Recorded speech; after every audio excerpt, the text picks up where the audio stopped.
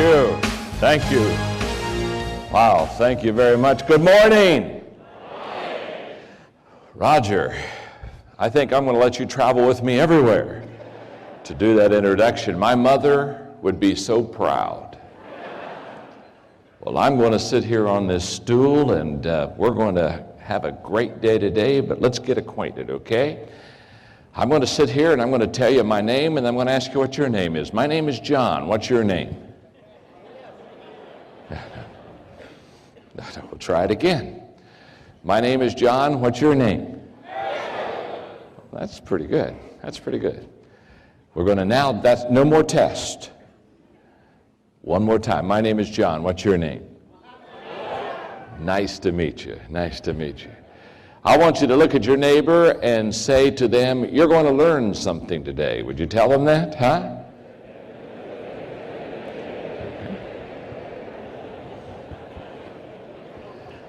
I want you to look right back at your neighbor that you just told them they were going to learn something today, and I want you to say this to them, and it's about time.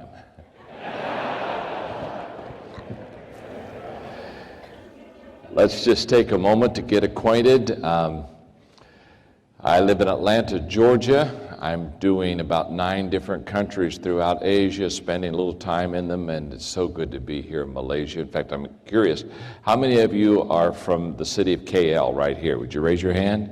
Okay, majority. How many of you are not from KL, but you're from Malaysia? Would you raise your hand? Okay, welcome, good. How many of you are not from Malaysia? You're from another country. Would you raise your hand? Oh, that's wonderful. There's a lot of, give them a hand. I don't know, would there be some from Singapore? Okay, some from Indonesia? Some from there? What other countries? Thailand? Any from Thailand? Huh? Okay, good. In fact, tomorrow I'm leaving tomorrow morning. I'm going to go spend some time with the Prime Minister of Thailand tomorrow. Any other countries? Hong Kong. Okay. Where's Hong Kong? I know where I know where Hong Kong is. Who's from Hong Kong? I should. Okay, good. Okay, good. Well, it's good to be here with you today. My wife Margaret and I have been married for 36 years. We have 2 children. They're both married. We have 4 grandchildren. And that 4 grandchildren, that's we have Madeline is the oldest. She'll be 5 in September. Then Hannah will be 5 in January. And then we have baby John. He was named after me, and he gets all the inheritance. And then we have little Ella. We got 4 before we had our first grandchild. My wife Margaret looked at me and she said, "John," she said,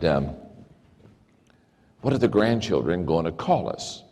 Because in the States, we usually the grandparents kind of pick names for the grandchildren to call them. And she said, I would like the grandchildren to call me Mimi. And I said, okay. I said, I like that. But she said, I don't want them to call you Pee-Pee. And I agreed with that too.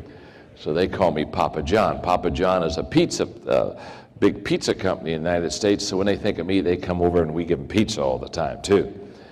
I'm in my high 50s. I'm 58 now, and I want to just share with you that when you get about this age, you become a philosopher of life. And what I did is I brought with me on a laminated card my philosophy of life, and I'm just going to give it to you in 2 minutes so that you would understand life. So when you leave here today, you can say, oh, it was a great leadership seminar, and I also understand life now, okay? Here we go. On the first day, God created the dog. God said, sit all day by the door of your house and bark at anyone who comes by. I'll give you a lifespan of 20 years, and the dog said, that's too long to be barky. Give me 10 years, and I'll give you back the other 10, and God agreed. On the second day, God created the monkey. God said, entertain people, do monkey tricks, make them laugh. I'll give you a 20-year lifespan. The monkey said, how boring. Monkey tricks for 20 years? I don't think so. The dog gave you back 10, so I'll give you back 10 too, okay? And God agreed. On the third day, God created the cow. He said, you must go to the field with the farmer all day long and suffer under the sun, have calves, give milk to support the farmer, and I will give you a lifespan of 60 years. The cow said, that's kind of a tough life. You want me to live for 60 years. Let me have 20, and I'll give you back the other 40. And God agreed. On the fourth day, God created man. He said, eat, sleep, play, marry, enjoy your life. I'll give you 20 years. Man said, what? Only 20 years? I'll tell you what, I'll take my 20, add the 40 the cow gave you back, the 10 the monkey gave you back, the 10 the dog gave you back. That makes 80, okay? Okay, God said, you've got a deal. So that is why in the first 20 years of our lives, we eat, sleep, play, and enjoy ourselves.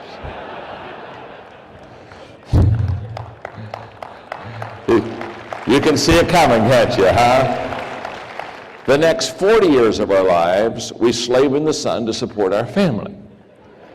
The next 10 years, we do monkey tricks to entertain the grandchildren. And the last 10 years, we sit on the front porch and bark at everybody that goes by.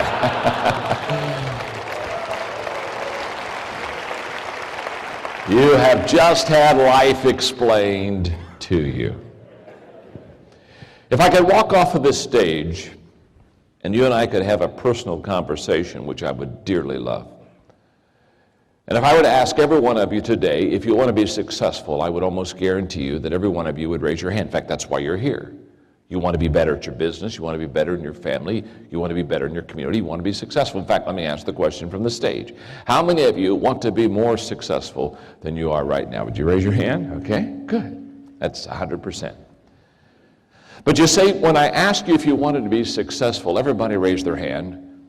But if I walked back and I individually talked to you, and I began to ask you to define success, I promise you, in a crowd this size with hundreds and hundreds of people, there would literally be dozens and dozens of different definitions of what success is. Is that not true?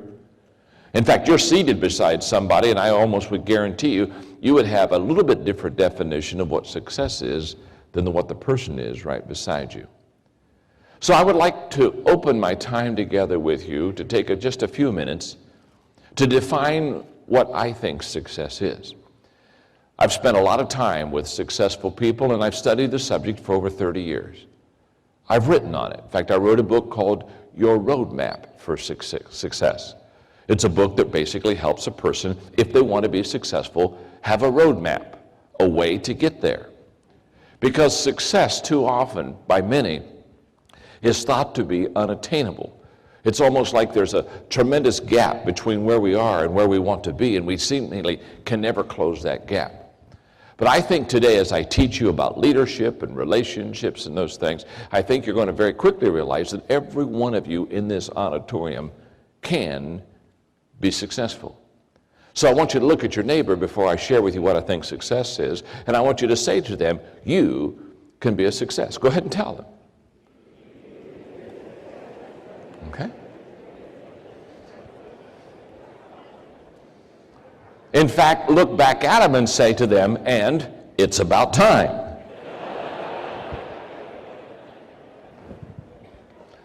I think success is three things. Are you ready to write? I think success, first of all, is knowing my purpose in life. As I have been with and as I have studied successful people, here's what I have discovered. Successful people know what they're to accomplish. It's almost for some like a mission. It's almost for some like a calling.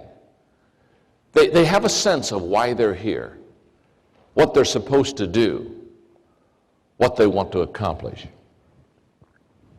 It becomes an inner compass for their life. It gives them direction. It gives them purpose. It becomes an anchor in their life. It makes them solid. It makes them secure. It gives them confidence. They're not easily shaken when things around them begin to change because they really know. In fact, they almost can say with confidence, I was born to do this. In fact, there are two great days in every person's life. The day you're born and the day you discover why. And it's discovering why that makes people be successful. It's the discovering and knowing why you're here and what you're to accomplish and what your strengths are and what your gifts are and what your passion is that really helps people to achieve. Let me put it this way. What would it profit you and me if we spent our entire life climbing the ladder of success? I mean, rung by rung, year in, year out. I mean, we're just paying the price and climbing the ladder of success. What would it profit you and me if we, after spending our entire life, got to the top of the ladder of success, only to discover when we got there that it was leaning against the wrong building? I see it happen all the time. People ask me, they say, John, if knowing my purpose in life is so important, if it's really going to make a difference in my life, how do I discover my purpose? And I always share with them that if they want to discover their purpose in life, they have to find their passion in life. Usually what you and I are passionate about is why we're here. Now, I say usually because I have seen exceptions, but most of the time, if you can do two things, you will begin to find your purpose in life. If you can discover your passion, what you really care about, what you dream about, what you live for, and if you can find your strength zone, what you're good at. Usually, we are designed, we're created to be passionate about what we're good at. That's the sweet spot. Later on today, I'm going to do a lecture that will help us a little bit more in that area, so I don't need to spend a lot of time there right now, except to say to you that when I find successful people, they know their purpose in life. They know what they're doing, and they know they were created to do it. But I know people who know their purpose in life, and they're not successful. So it's more than just knowing your purpose in life. The second thing I believe success is growing. It's not only knowing what my purpose in life is, it's growing to my maximum potential. People that are highly successful get the best out of themselves. They're continually learning. They're continually asking questions. They're especially in the area of their strength zone, or especially in the area of their business. They're constantly doing everything they possibly can to learn and grow. In fact, I commend you because that's what you're doing today. You came to learn. You came to grow. I promise you by 4:30, 4:45 today, you'll have a workbook filled with notes. You'll have all kind of ideas. You'll have all kind of principles that will help you to be successful. I promise to give you a lot of stuff today. I didn't come to Malaysia just to come to Malaysia. I came to add value to you and to meet some new friends. And so therefore, I promise you by the end of this day, you're going to have all kind of material that's going to help you grow. But a life-changing moment for me was in 1973. I was still in my 20s, and I was having breakfast one morning with a man by the name of Kirk Campmeyer, and he asked me the question. He said, John, what's your plan for growth? Now, I didn't have a plan for growth. I didn't know I was supposed to. Nobody ever said, John, you need to have a plan for growth. But I was kind of embarrassed because I didn't have one, and I didn't want to tell him I didn't have one, so I began to tell him how hard I worked. And I began to talk to him about my daily schedule, and I just kind of talked to him about all the things I did every day. And I was kind of like a plane circling a field. I was just going around and around and around, trying to come in for a landing. And finally, I ran out of breath and gas, and I landed the plane. And as soon as I stopped talking, he looked at me and he smiled, and he said, you don't have a plan for growth, do you? And I said, no, I don't. It was then that he told me a statement that changed my life. He said, John, growth is not an automatic process. In other words, we do not automatically grow just because we get up every day. Just because I get up every day and I go to work. Just because I interact with people in business. Just because today I sell things to customers or I have client relationships. That doesn't mean that I'm growing. And activity doesn't mean accomplishment. And when he told me that growth was not an automatic process, that if I was going to grow, I was going to have to do it on purpose, that statement changed my life. Think about it for a moment. The only thing in your life and my life that is automatic after we're born is death. Just hang around long enough. Huh? Just hang around long enough, and guess what? We all get to die. It's the only thing automatic. You don't have to do anything to die. Just live. And one day it's over. You see, it's automatic. So when I run into people who don't put forth a concentrated effort to grow, I look at them and I say, Paul Harvey, my friend, one time said, you can tell you're on the road to success. It's uphill all the way. There's effort, there's energy, there's purpose, there's direction, there's resolve. You see, if I could if I, again, could interact with you one-on-one, one of the questions I would ask you is this question: what is your plan for growth? What are you doing today that's going to get you better tomorrow? You see, most people don't lead their lives. Most people accept their lives. Most people get up in the morning and they don't lead their day. They don't direct their day. They don't prioritize their day. They just basically get up and say, what's going to happen today? I wrote a book a couple of years ago called Today Matters, and basically the book simply says this. The tendency for all of us is to over-exaggerate yesterday. The tendency for all of us is to look at yesterday and think that it was better than it was. In the States, we have an expression. You probably don't have it. Maybe in Malaysia, I don't know. In fact, I'll ask you. You can tell me. Back in the States, when people talk about the past, they have a phrase. They call it, they talk about the good old days. Do you have that? How many of you have heard, is that expression? Do they talk about that in Malaysia, about the good old days?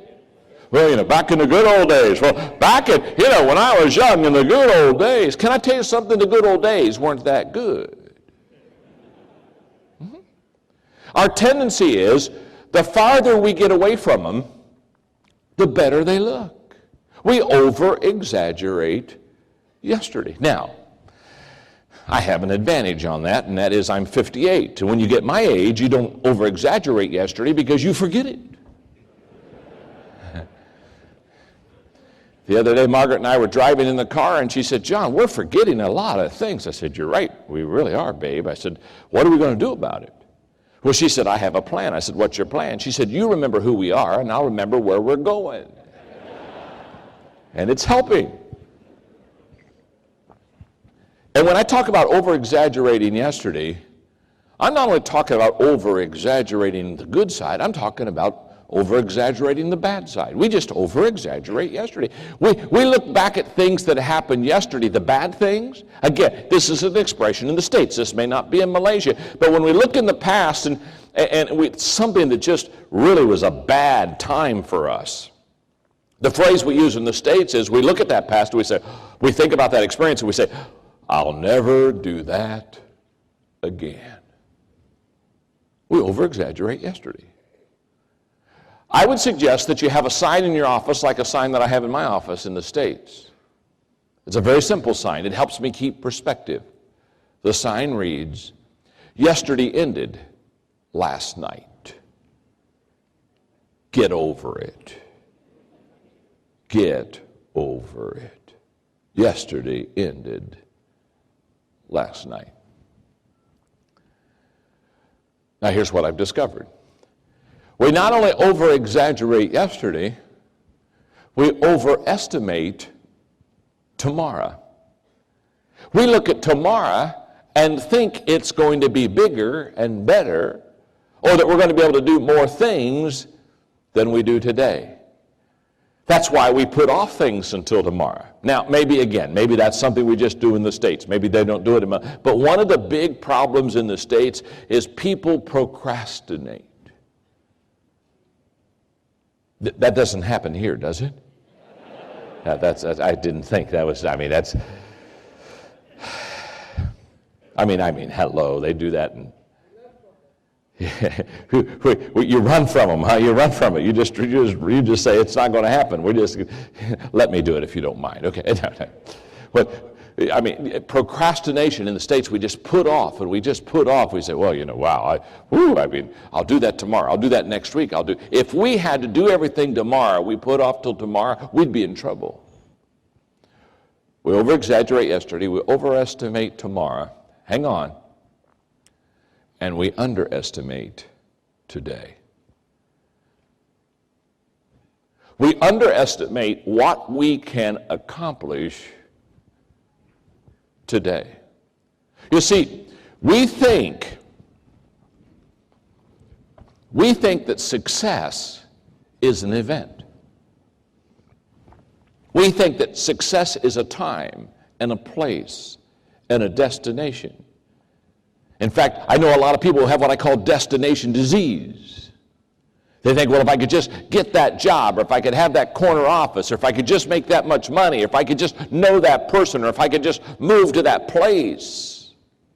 And they're always chasing success, thinking that it's somewhere, at some place, at some time. And they think that success is an event. It's not an event at all. It never has been. It never will be. People come to my events. Many of you perhaps came today and you said, oh my goodness, I can hardly wait. We're going to have a leadership development day with John Maxwell, and I am going to learn to lead, and I'm going to fill up my workbook, and I'm going to go back to that bookstore somewhere, and I'm going to get me some books, and I'm going to get me some CDs, and I'm going to walk out of here, and I are a leader.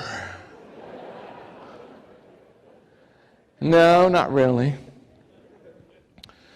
You're just a person who has less money at the end of the day than you had at the beginning.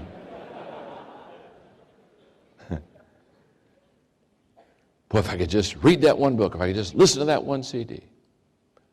By the way, let me say something. When you get the resources, whether they're CDs or my books or whatever they are, here's a thought. That's just a suggestion. If you get the book Winning with People, here's a thought. Read it. As an author, I never ask people if they read my book. I just ask them if they have it.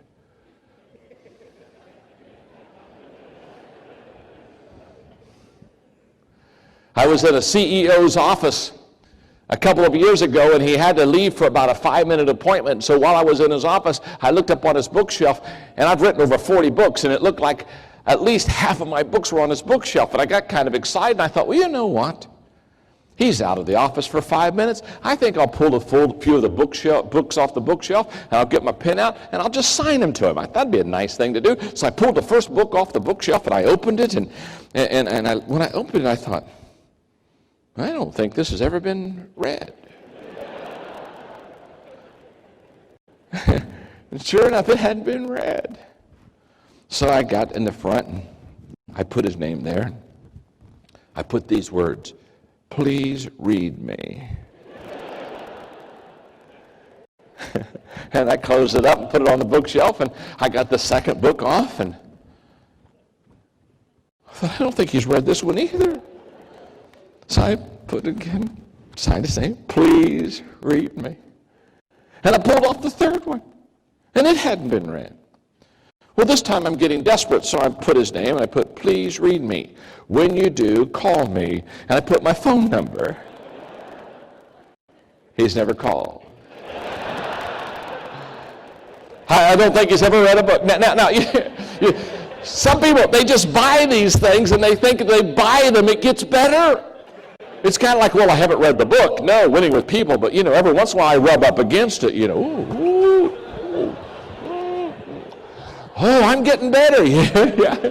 Woo, my relationships are getting good.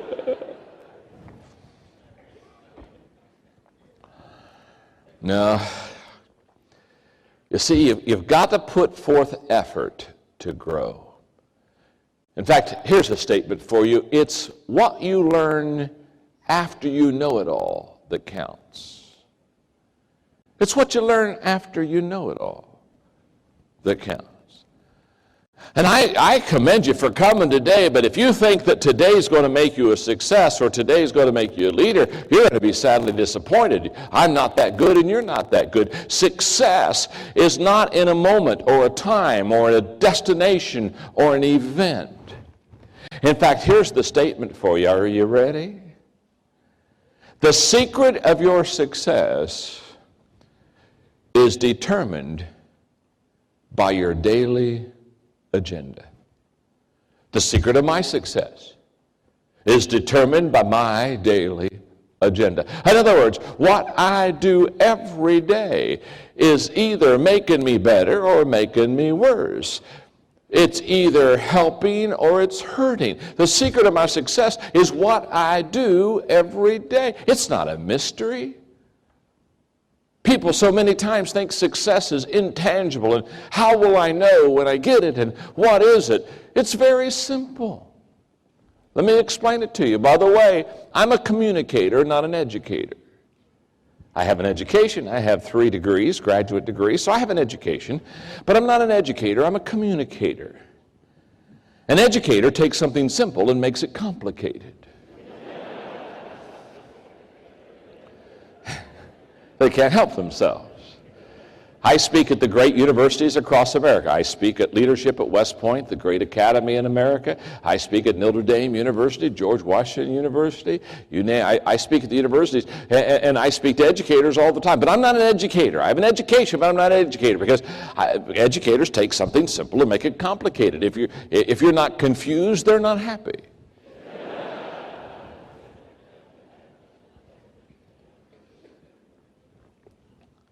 I'm a communicator.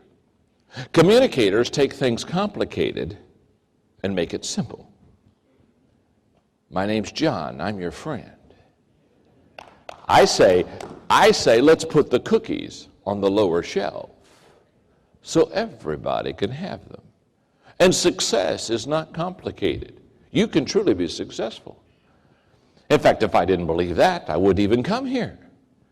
I didn't come here for a plane ride. Although I flew to KL quicker from the States than I did from coming to the airport to get here.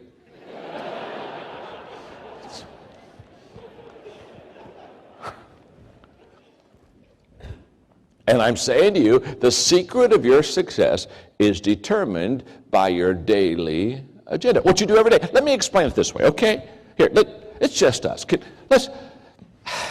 Let's talk, okay? Let's just talk.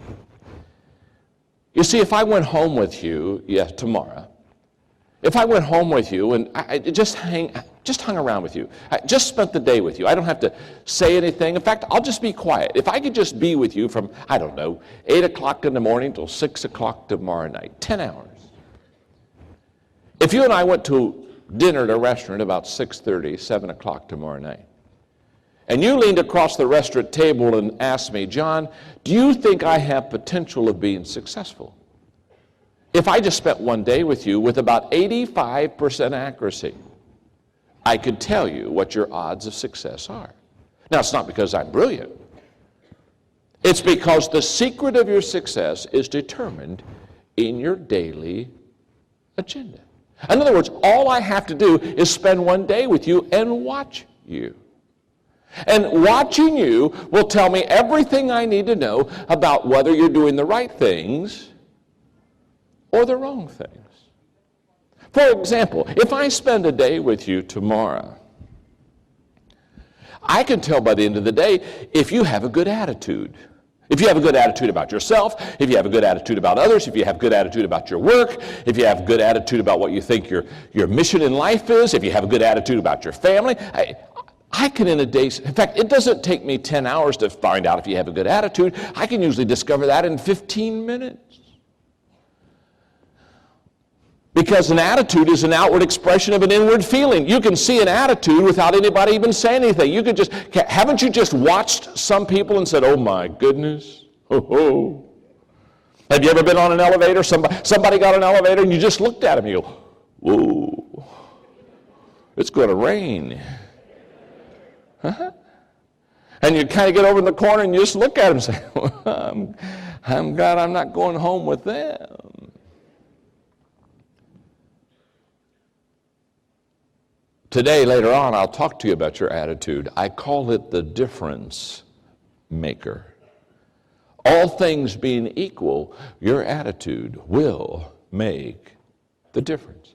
And if I spend a day with you, I'm going to find out what kind of an attitude you have. If I spend the day with you, I'm going to find out how well you prioritize your life. I'm going to find out if you get up and wait for life to happen to you, or if you get up and you already have a plan. You've already got your priorities set up. You know how to get your highest return. You know when you do certain things, it's going to bring a higher return than others. I'm going to find out if you're directed and if you can prioritize your life. I'm going to find out in a matter of a day how well you do with relationships. And I'm going to find out in a matter of a day if you do the things that bring you high return by staying in your strength zone, or if you spend time in your weak zone.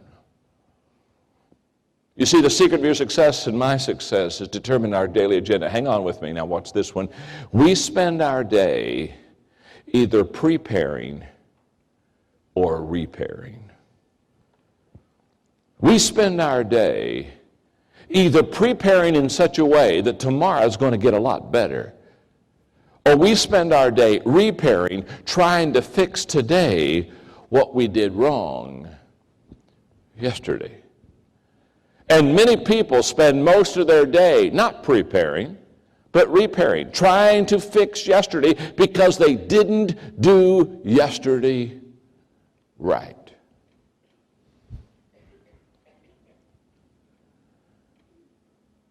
I would challenge you. I would challenge every one of you today. In fact, probably if I could deposit one thing into your life that would really help you to be a success, I would challenge you to every day have a plan for your growth. Every day, do something that's going to make you better.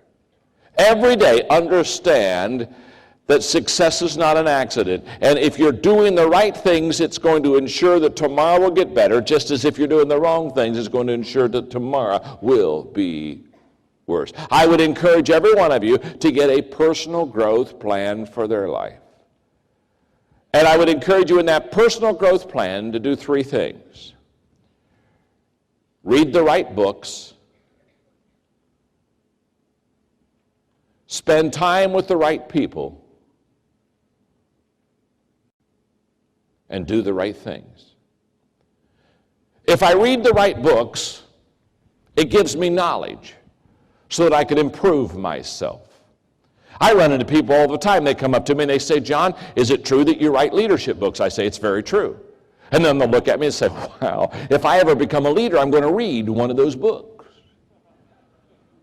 And I always tell them, here's a thought, why don't you read one of those books and become a leader? See, if you read the right kind of books, it'll help you to know the right kind of things so that you can have the right kind of behavior. So it's the books you read. It's the people that you hang out with. It's the people that you spend time with.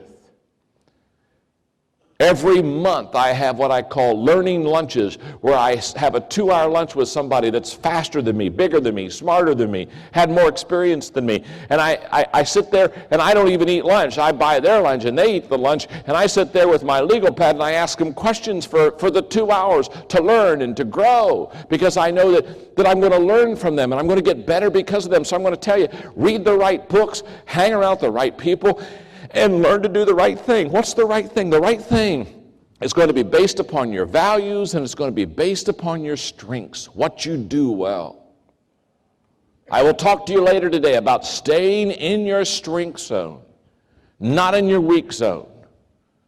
When you have right values and you know what your strength zone is, so you're in the area of your strength, not in the area of your weakness, that's when you get the highest return.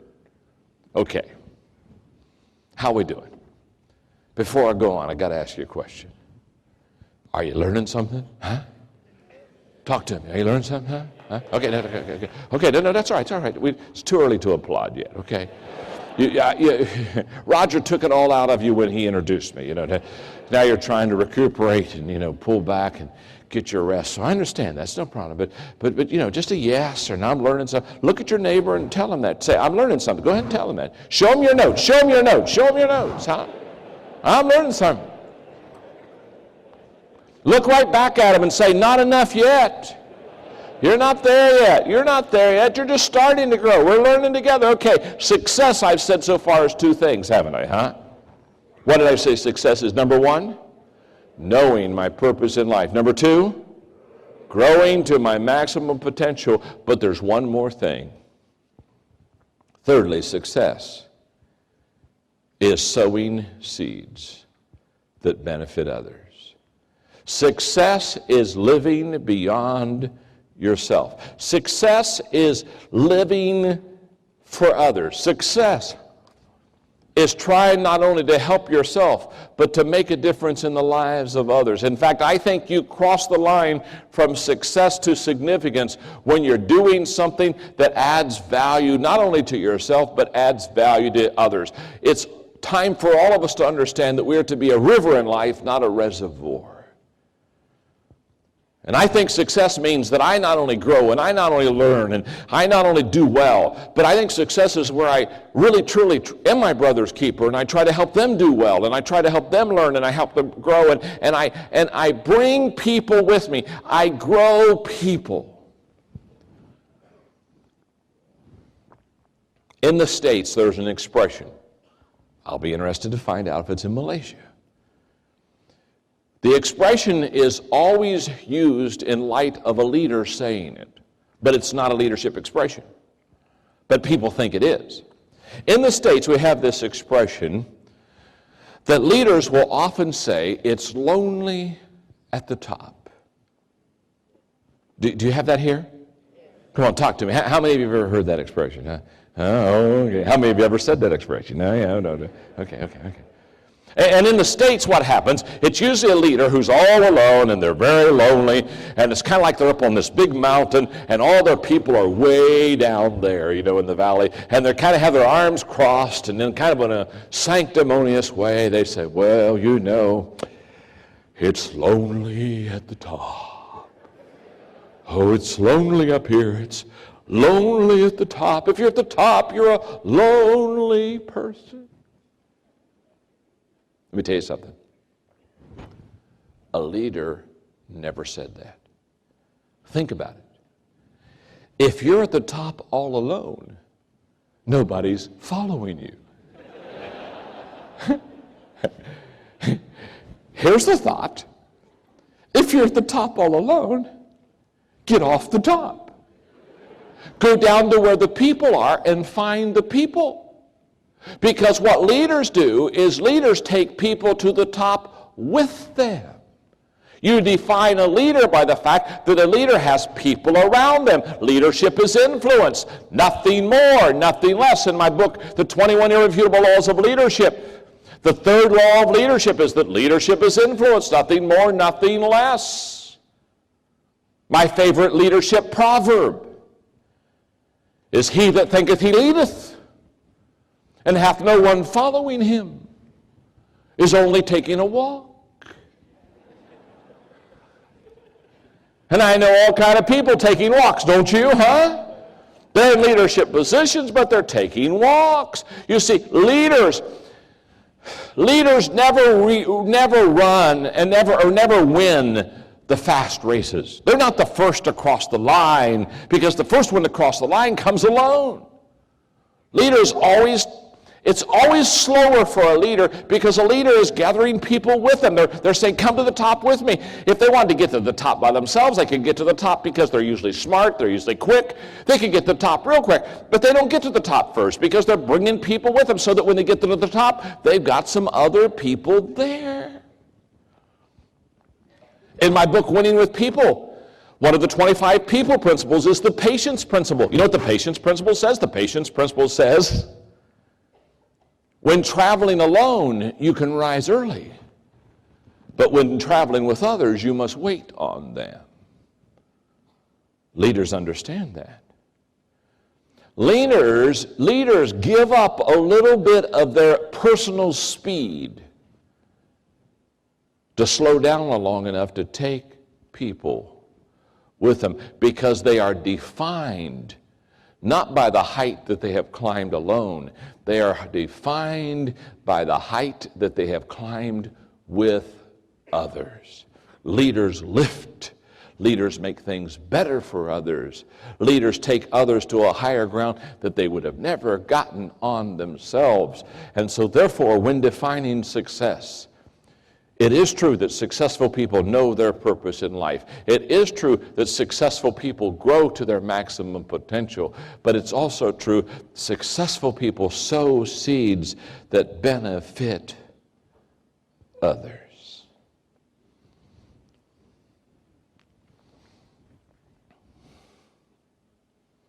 I have discovered that successful people do 4 things with excellence.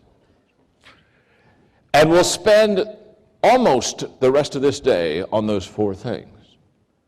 Because as I have been with them, as I have had experiences with them, as I have studied them, as I've studied the subject of success, I have discovered that successful people, they have different gifts, they have different skills, they have different opportunities, they're in different locations, they have different professions. There's a lot of things different about successful people, but successful people have 4 things in common.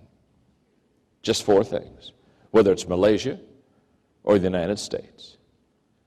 I travel internationally 3 to 4 times every year and speak usually in 20 different countries. And I found that these 4 things, they are 4 things that successful people do everywhere. The first thing that successful people do very well is in the area of relationships. Successful people get along with people. They just do. Successful people get along with people. Now, let me let's get this thing straight here for a moment, because I can see some of you are starting to get alarmed because you're thinking successful people get along with people, and all of you right now are thinking of someone you don't get along with. So you're writing this down and you're saying, okay, John says successful people get along with people, and you're thinking, well, I do. Oh my. So let's just get it out in the air, okay? My name's John. I'm your friend. Okay? Let's just talk about it for a moment. Because I know I can raise my hand on this, and I'll bet most of you can raise your hand on. How many of you know at least one person that's just hard to get along with? Let's see those hands, huh? Thank you very much. Yeah. Boy, you got the, hey. You got their picture in your mind right now, don't you? Oh, yeah. Oh.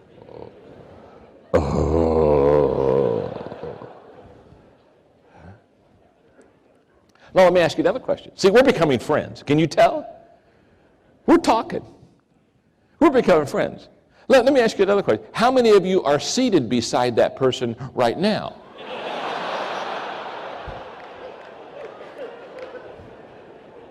Oh, I almost caught you, didn't I, huh?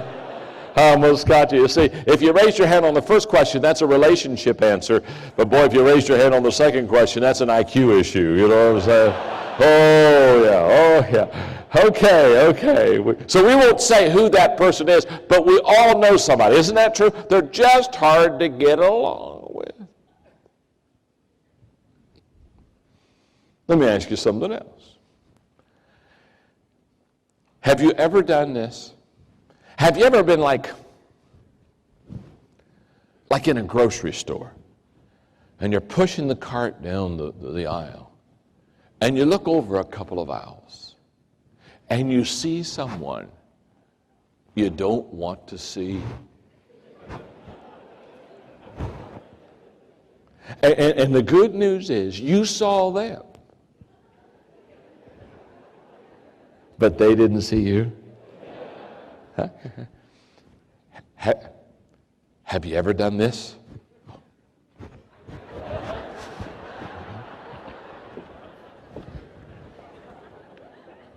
Have you ever hid from somebody at least one time in your life? Come on, talk to me. Yeah. Sure we have. The foundation of leadership is relationships.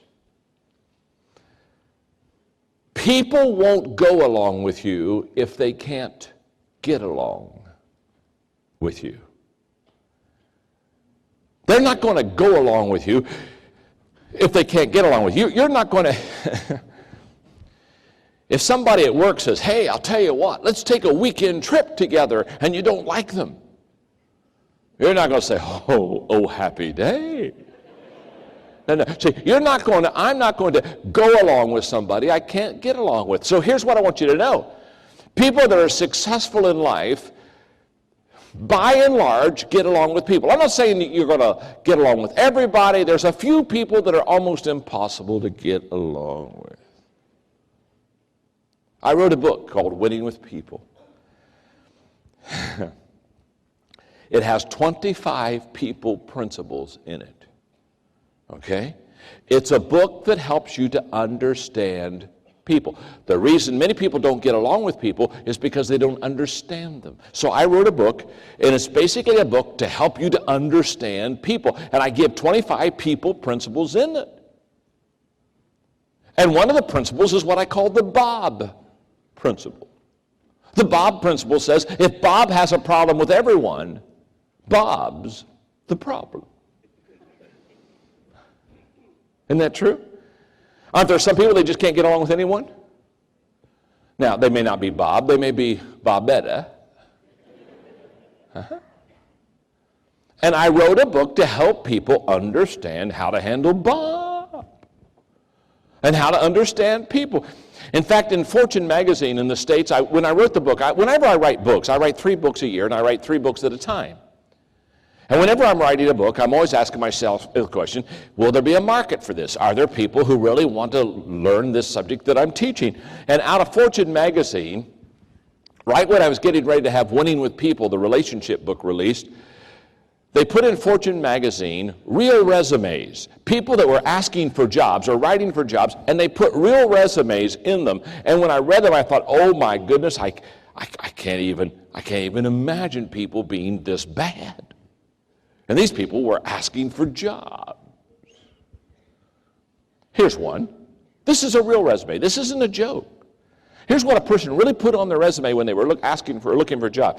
It's best for employers that I not work with people.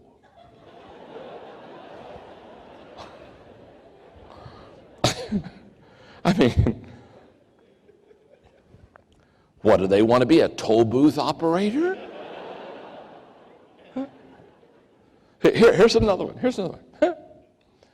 Note, please don't misconstrue my 14 jobs. I like your laugh. It may take you with me to the next town. Please don't misconstrue my 14 jobs as job hopping. I have never quit a job.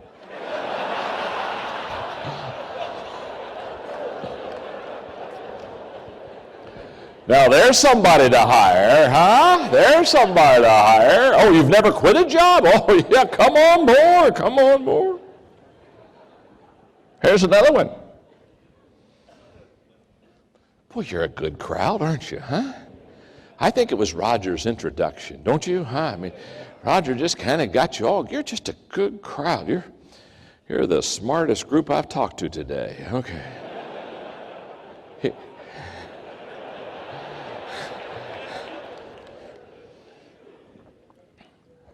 Look at your neighbor. Just say, John's going to have to come back to Malaysia because we're the best crowd. Go ahead and tell him that.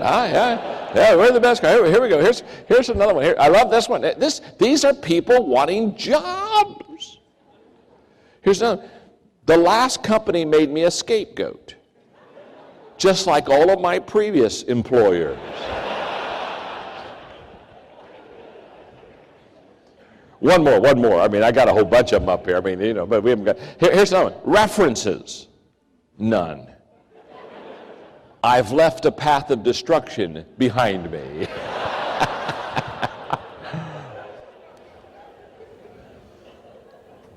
Now, when I read those resumes, I thought, there is a real market for my book, Winning with People. So what I'd like to do in the few minutes that I've got here, I'd like to probably between now and the time we break, we'll break about 11 o'clock if that's all right. That's 33 minutes, okay? Are you okay? You're still all right, aren't you, huh? Still learning something, are you? Huh? Okay, then I'll hang on and teach a little bit longer. Let me give you, 3 or 4 people principles that are major in your life. Here's one. This is the hammer principle. The hammer principle. The hammer principle says, never use a hammer to swat a fly off of someone's forehead. Can you understand me? Huh? Never use a hammer to swat a fly off of someone's forehead. This is a relationship principle about overreacting. This is a principle that teaches us relationally that when somebody does something wrong to us or something doesn't settle well with us, that we have to be careful not to overreact. Because here's what happens. If you and I in relationships overreact to some kind of a difficulty in exchange with someone else, we will escalate the problem. Haven't you seen people who overreacted and now the problem isn't even as big as the overreaction to that problem? Oh my goodness. You ready for a major statement? Under the hammer principle, here it is. Never let the situation mean more than the relationship. Never let the situation mean more than the relationship. Whenever I'm interacting with you or anyone else and I allow the situation to mean more than the relationship, almost always I will hurt the relationship. Now, let me explain to you the background of this, okay? When I wrote the book Winning with People, I was interviewed in doing television and radio because whenever a new book comes out, they do a lot of kind of interviews. And somebody asked me, they said, John, if you wrote this relationship book, that must mean that you're really good with relationships. And I said, no, about half of the principles I wrote in the book, I learned them because I wasn't good at them. And this is a perfect example. The hammer principle, I didn't write the hammer principle because I've always been good at this. In fact, I wrote it because I was bad at it. For example, when Margaret and I first got married, I've shared with you, we've already been married for over 36 years. Thank you very much. That was very kind. I've got a people principle for you. Oh my. You know what the principle, this is in another book I have. I'm doing the Winning with People, and that's what I was teaching them, but now you've been so kind, you've got me off track. And I wrote another book, but it's okay. I wrote another book called 25 Ways to Win with People. That's people practices, things to do to make people, we have an expression in the United States that they make me feel like $1 million. And this is 25 people practices to make them feel like $1 million, and you just did one of them. So either you've read my book or you are just incredibly smart. Because one of my people practices, I have 25 things to do to make people feel good. One of mine is just what you did. And it's be the first to help. In other words, you saw I was getting low on water. And you said to yourself, the guy needs some more water. He never stops drinking while he speaks. So you went out and quietly came up here and interrupted me while I was speaking. No. And you brought me water. Now, you're the first to help. Now, can I tell you something about being the first to help? Let's just talk for a moment. The person that's the first to help you always stands out. Is that not true? Because they initiated the good service. And it's always kind of like a surprise because they were the first ones to step up. They were the first one to help you. Now what I'm saying to you is, he'll always kind of be special because he was the first one to bring water. Now, if all of you got up out of your seat and you all went out to get water and you all came and started piling water up on the stage, you understand? It's being the first to help. So see, how you did that. You've helped me illustrate a principle. Do me a favor, stay in your seat from now on, would you? I'm just kidding. But that's a perfect example of a people practice. Now, back to my lecture. And don't worry. Some of you melancholies, you say, boy, he kind of comes in and out. And, I hope he'll finish all these points he's laying out there. And, I see what time it is. And, I think he's behind. And, relax. Take a pill. You'll be all right. My name's John. I'm your friend. We'll get all this done. There's time. And in my lecture, I was talking about the fact that I didn't do the hammer principle. I violated the hammer. When Margaret and I were first married, to show you how foolish I was. But when we were first married, when you first get married, you're trying to get issues settled, so you have a lot of disagreements. In the States, we call them arguments. And you're going back and forth. And to show you how stupid I was, as a young husband, I thought the goal was to win the argument. And because I'm good and I'm logical and I'm really good with words, and boy, I can sequence things, I would win all the arguments. First couple years of our married life, I won every argument. And not only did I win the argument, I'd show you how stupid I was. I not only won the argument, but then I was proud that I won the argument. It was kind of like I won. I go, touchdown, hey. And about 2 years into our marriage, my wife Margaret looked at me one day and said, John, let me tell you something. You're winning the arguments, but you're losing my love. I said, time out, Maxwell. Time out. That's when I discovered the hammer principle. Never use a hammer to swat a fly off of someone's forehead. Don't overreact. If somebody says something that maybe you didn't care for, just relax a little. Don't push back quite. Don't overreact. You'll escalate the problem. You'll allow the situation to mean more than the relationship.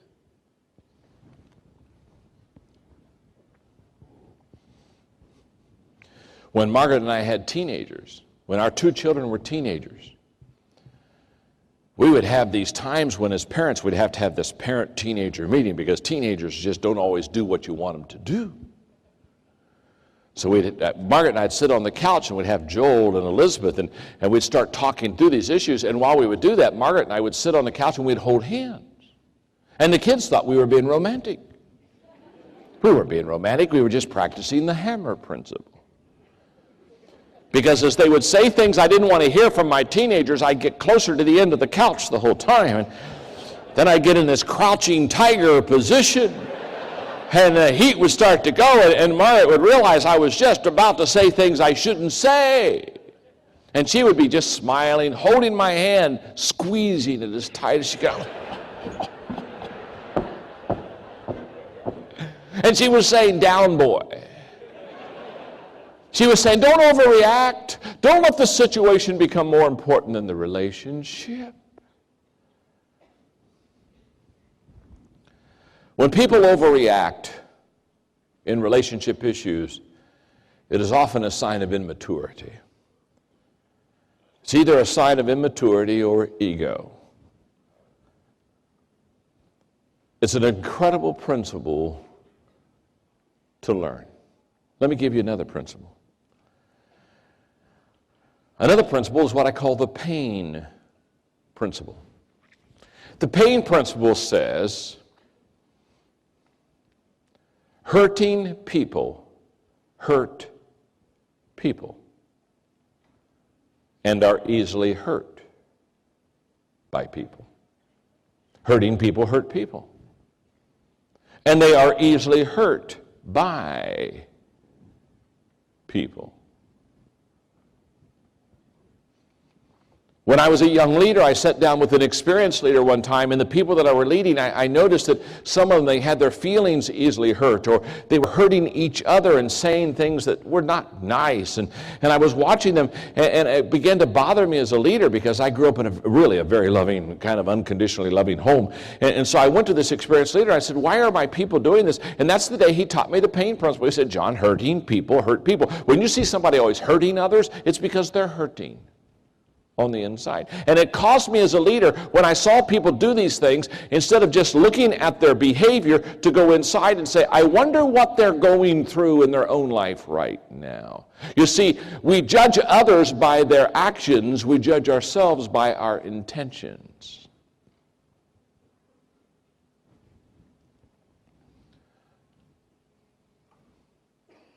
If Roger came up to me and shook my hand, and let's say that Roger didn't realize that I had a splinter in my hand. It'd been in there now for a few hours, and the hand was becoming red, it was becoming infected, and it was becoming very sore. And you know what it's like if you have an infected hand or whatever, that if somebody just touches it, the tendency is to pull back. Isn't that true? So if Roger comes up, he doesn't know I have and he just gives me a normal handshake, and when he squeezes my splintered hand, my infected hand, I pull back from Roger. Roger looks at me and says, oh my goodness, I'm so sorry. I didn't aim to squeeze your hand. Did I do it too hard? I mean, he's not wanting to hurt me. See, it's not Roger's problem. It's my problem. I have an infected hand. I have a splinter in it.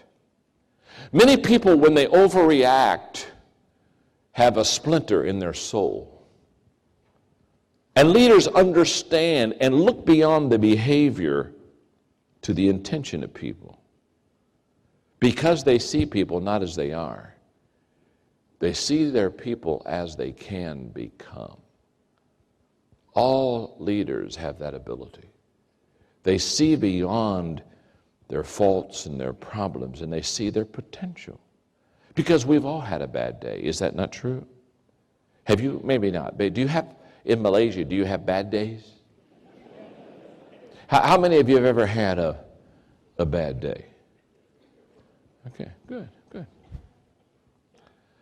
Now, when I have a bad day, I'm always hoping that the people around me who see me on my bad day will overlook it and offer grace and forgiveness. It's called the high road principle.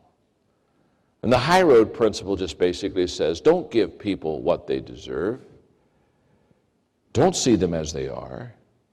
See them as they can become.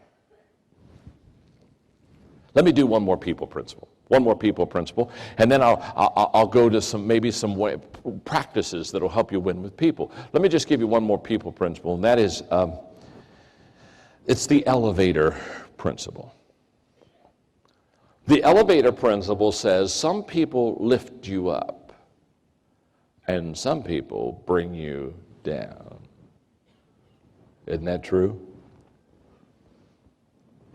Some people, they lift you up. Some people have the ability that when they're around you, they just make you feel good about yourself and they make you feel better. They lift you. Some people just lift you up, and some people, they just bring you down. Now, first of all, let's talk about those people who lift us up. These are people that encourage us. These are people that give us energy.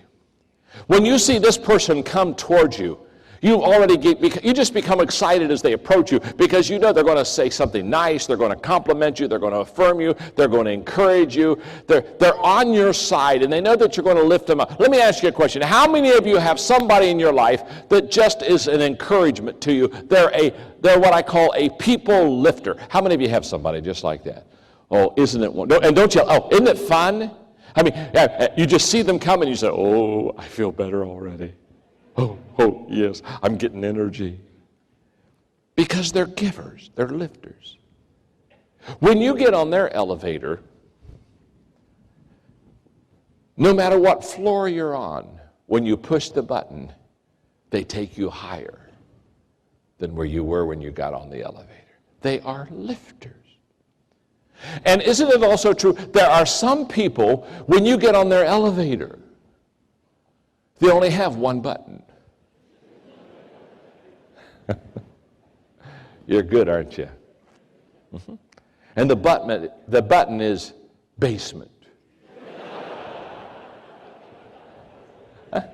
Isn't this true? Come on now. Yeah. How many of you know somebody like this? Huh? Come on, talk to you.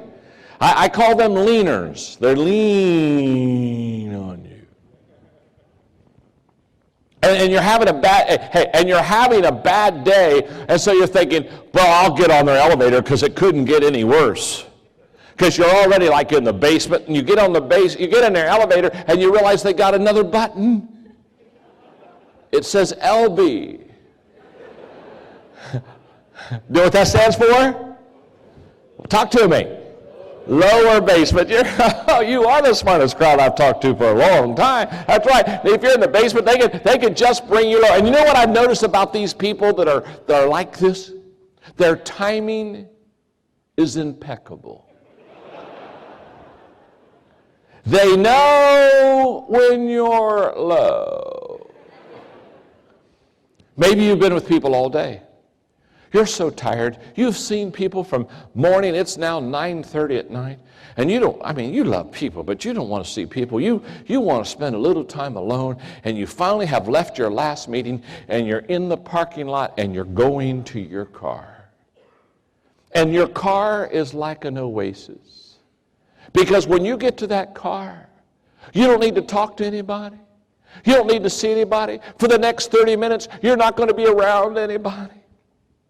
And the closer you get to your car, the better you feel, because you're going to get in that car and you're going to lock the doors and you're going to roll up the windows. And you're not going to have to say anything to anybody for the next half hour. And you just are about to open the car. Your hand is right here by the car handle. And you hear a voice right back there. And you know who it is. You don't need to turn around. It's one of those basement people. You don't even get in the car. You just lay your body across the car. Slay me, slay me, slay me.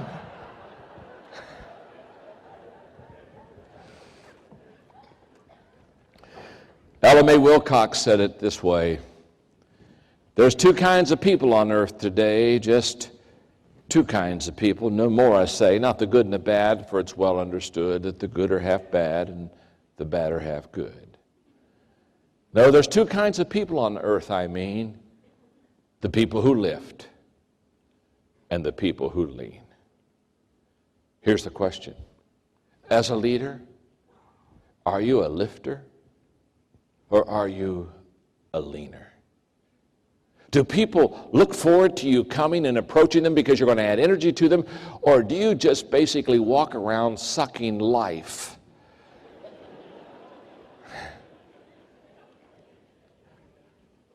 Right out of people's body. You know what I'm talking about. And it's so difficult. When I run around, when I see people that are not good with people, especially people that are supposed to be in the people business, and they're not any good with people, I want to have them come on. I want to say, come over here, come over here. Sit down beside me. My name's John, and I'm your friend. And I just want you to know, people don't like you.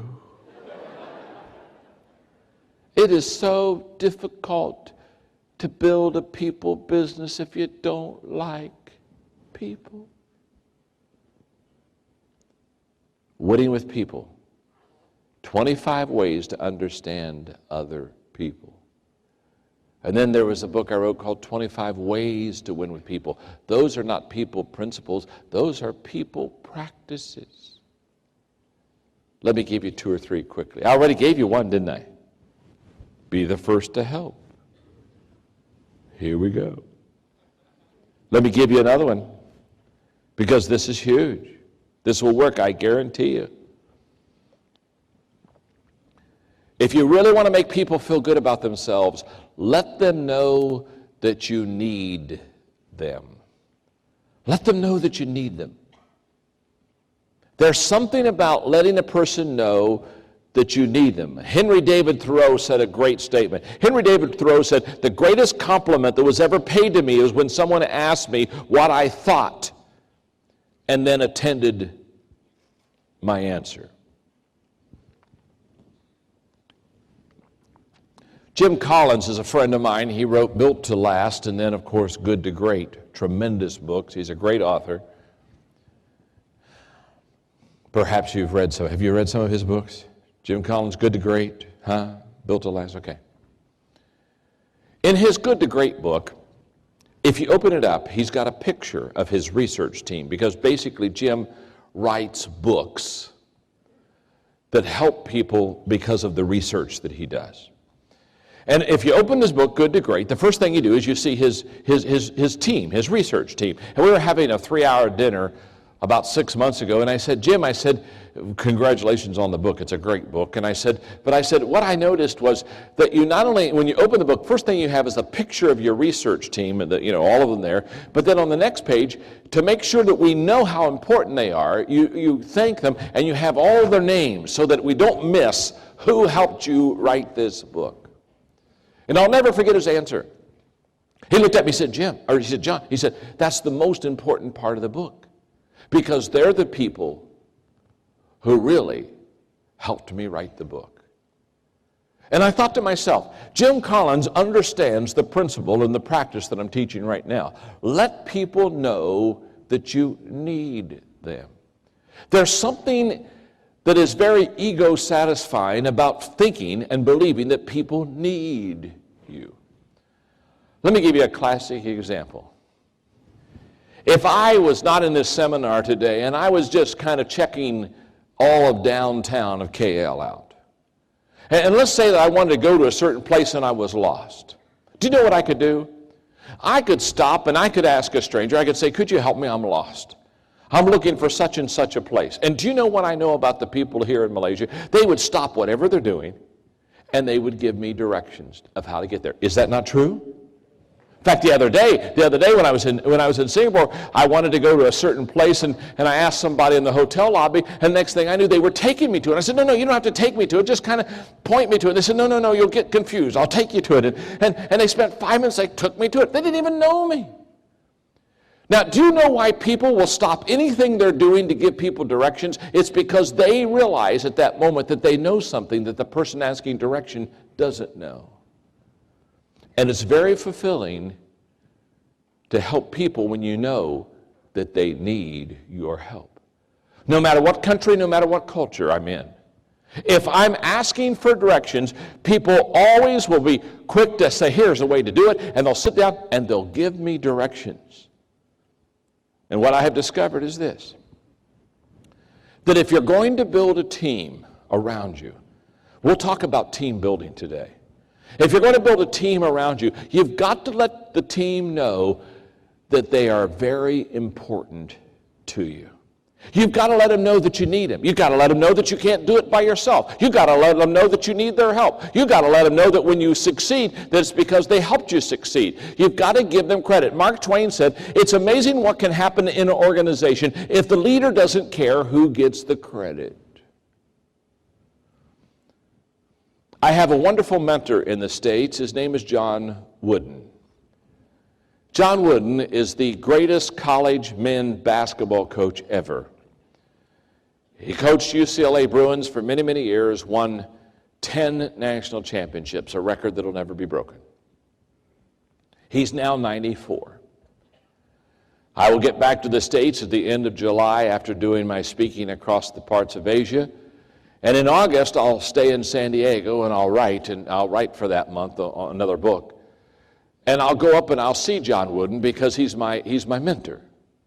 94 years of age, still sharp, still got his mental, just an amazing, amazing person. In basketball, he was the coach that introduced clear back in the 1970s that if you go down and you have a play of where one of your teammates throws you a good pass, which allows you to get free to score a basket, it was John Wooden who said, when you're running back down the basketball floor to go to the opposite end, if somebody threw you a good pass that enabled you to score a basket, On the way back, he said, just point to them and nod to them and acknowledge them as the person who helped you score the basket. And when he was teaching this new concept of helping people know how important they are, one of the players said, but coach, what if when we're running down the floor, the player that threw the good pass to me, what if when I acknowledge him, he's not looking? And Coach Wooden said, he'll always be looking.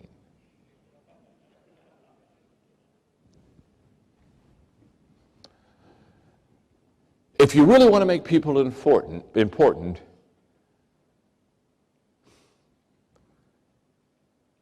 make them feel important by letting them know that you need them. Let me give you another people practice. One more.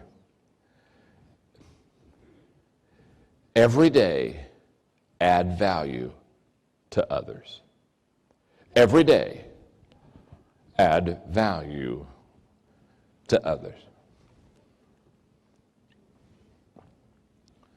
When I awakened this morning here in KL, and my wife and I were having breakfast, I said to her, I said, Margaret, this is going to be a great day for me. And she laughed knowingly because she's heard me say this hundreds of times. She said, yeah, it is, isn't it? And I know why.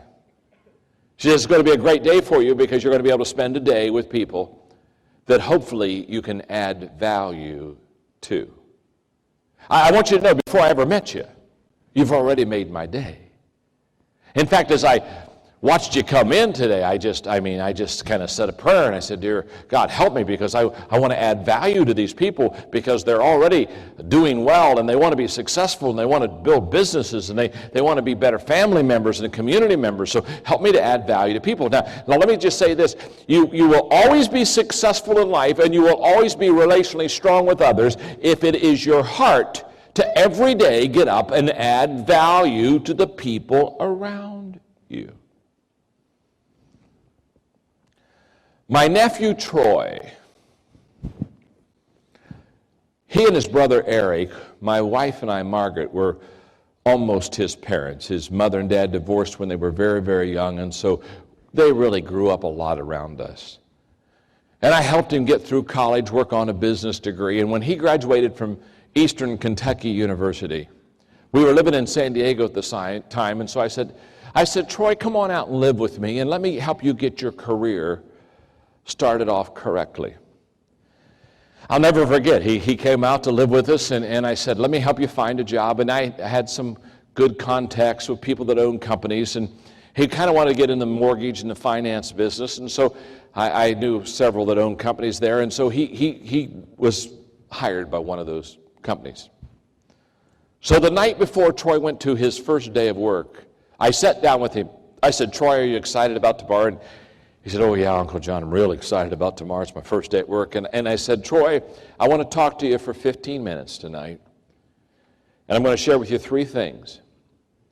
And if you'll do these 3 things, I said, within 18 months, you'll be making $100,000 or more a year. And you'll be on your way to going up to the company to be one of the senior executive officers. So now Troy's all ears. He's, okay, what is it, Uncle John? What do I need to do? And he's got his paper and he's got his pen out. And I said, Troy, first question I've got to ask you is, what time do you go to work tomorrow? He said, 8 o'clock. 8 o'clock, starting time's 8 o'clock. I said, not for you. I said, go to work at 7:30. Never say anything to anybody else about it. Just always go to work early and always be in your place. And when everybody comes in, wave to all of them. And never talk about what time you came in or anything else, but you just always, you just go to work early every day.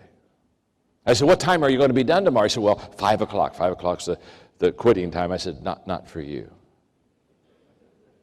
I said, every evening when they all leave, stay an extra 30 minutes. And again, if they're saying, come on, go with us to dinner, say, hey, look, let me tell you what to order for me. You ordered, I got a little bit more work to do. I'll meet you in about 30 minutes. I said, never talk about how late you work. Never talk about her. Never defer all that stuff off of you. But I said, every day you go 30 minutes early and you go stay 30 minutes late. And always answer your phone.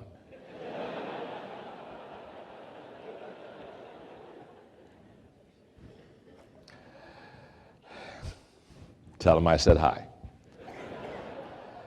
I said, the second thing you do, Troy, I said, you not only go to work early and stay a little bit later than everybody else, the second thing you do is during the day that you work, the people that are in your department around you, every day try to do something to help them that's not your job.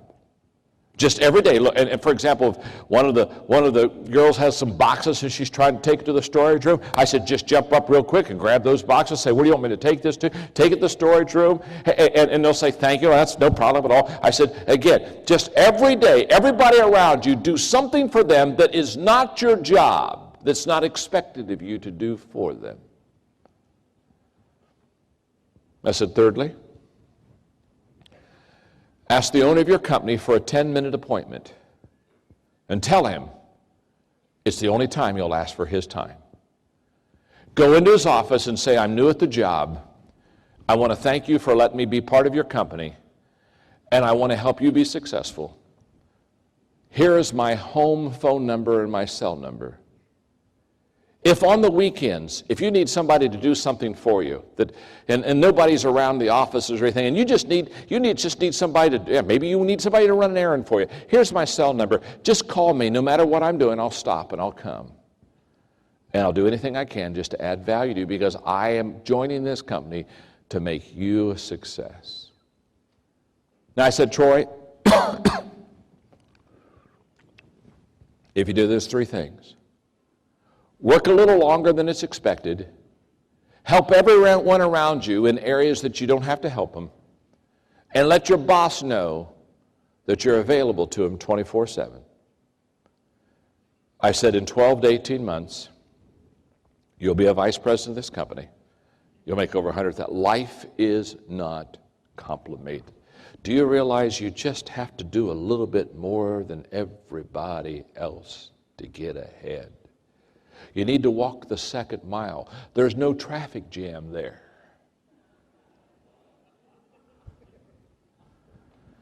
By the way, in 12 months, he was a vice president, making great money.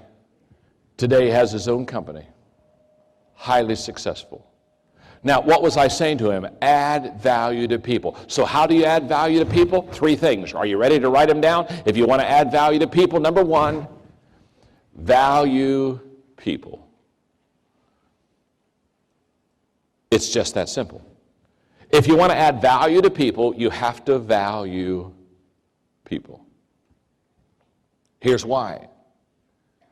If you don't value people, you'll manipulate them. And manipulation is always wrong. Leaders motivate, never manipulate.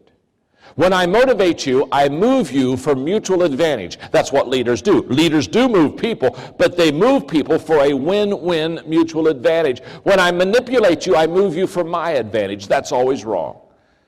And when people devalue others, they begin to manipulate them. I have a nonprofit company that is training 1 million leaders internationally on all continents. And what we have discovered is in developing countries, the number one sin is that the leaders of those developing countries, they manipulate their people continually. They get advantage out of leading others instead of lifting them up and adding value to them. So you got to value people. If you don't value people, you shouldn't be in the business. People say all the time, they'll say, John, I want to be a leader. I always ask them the same question. Why? Why do you want to be a leader? A lot of times they give me the wrong answer. I want to make a lot of money. I want a good office. Hey, I want a parking place.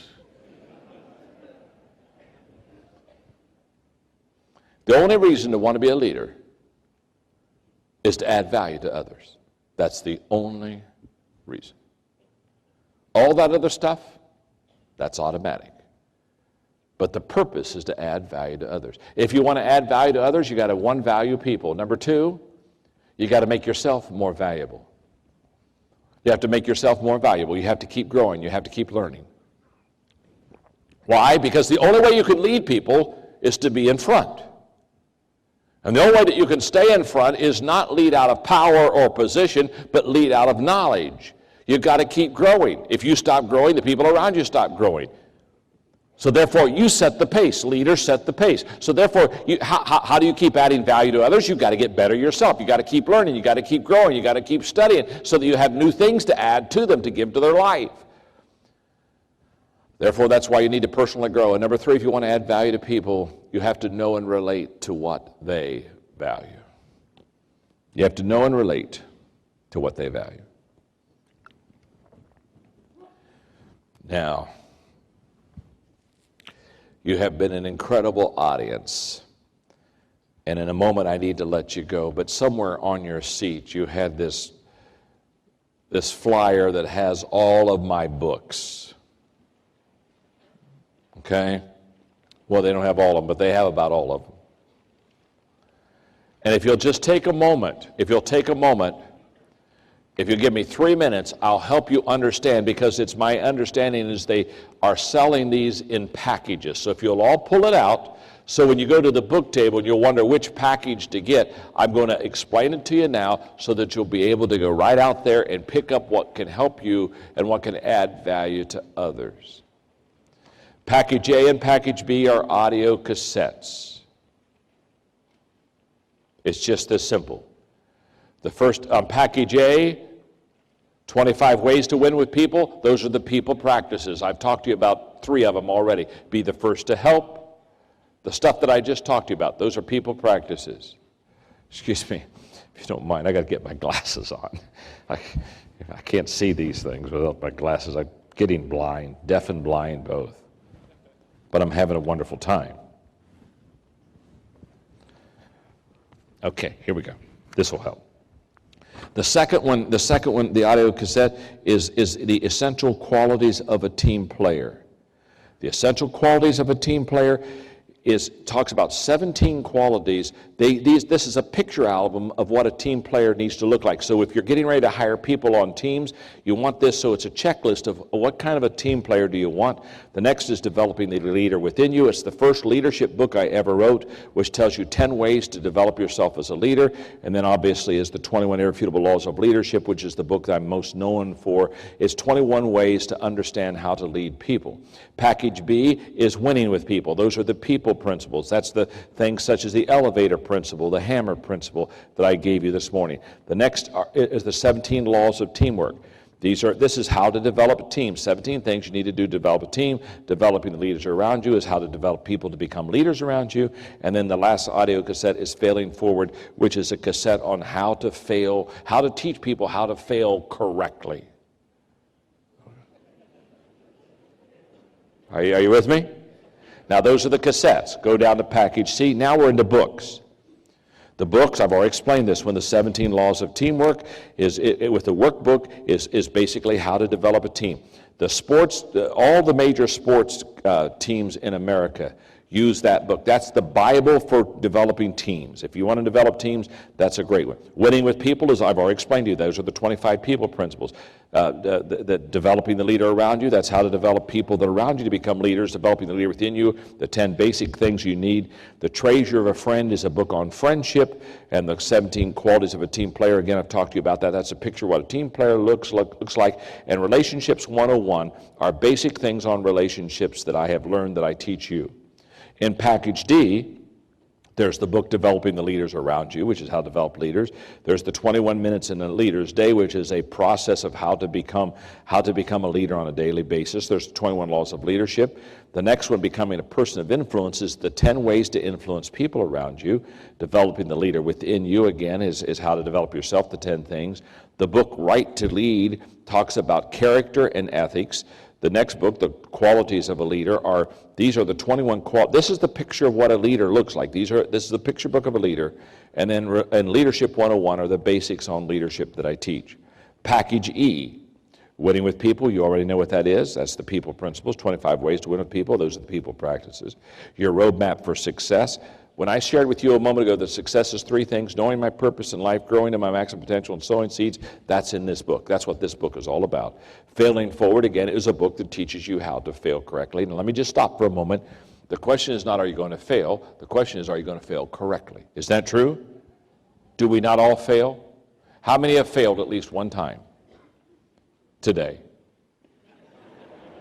This book teaches you how to fail correctly. The next book, The Winning Attitude, is a book on how to have an attitude that will allow you to overcome difficult situations. The next book is on success, and then Equipping 101 is basic things I know on how to equip people, and Attitude 101 are basic things I know on attitude. What my understanding is those are available out there. Now I'll tell you what I'm going to do.